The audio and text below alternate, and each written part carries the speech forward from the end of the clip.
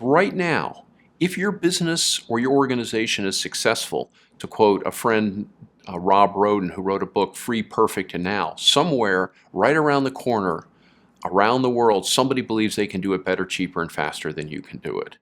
So it's about taking advantage of the opportunities that you have in an organization. If something's going well in an organization, it doesn't mean that you have the capability to do something more, to do something better, to continue to improve it. I just read an article this morning about the last Blockbuster stores in Bend, Oregon. There were 9,000 stores. Everything was going well. If they had understood the Deming philosophy, I believe there's a good chance that Blockbuster might still be in business today, because it's not just about continuing to perpetuate what's going well and what's going good in the business. It's about realizing the potential that you have down the road to change, to transform, and to continue to keep the organization in business. You take a look at the Dow Jones and what it consisted of 50 years ago. Virtually none of those organizations, businesses, are in the Dow Jones anymore.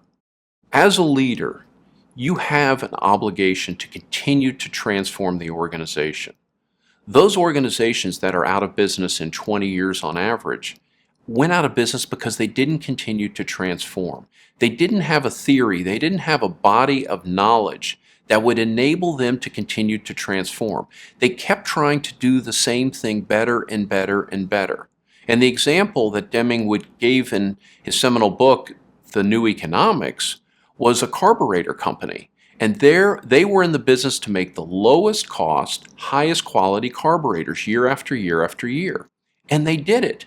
But eventually they went out of business because the car company switched from carburetors to fuel injectors. If they had been in the business of mixing air, oxygen, and fuel, and that had been their business, not just making the best carburetors, they could still be in business and be prospering.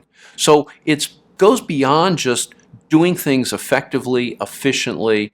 It's having an understanding of what you could be and what you could do as an organization.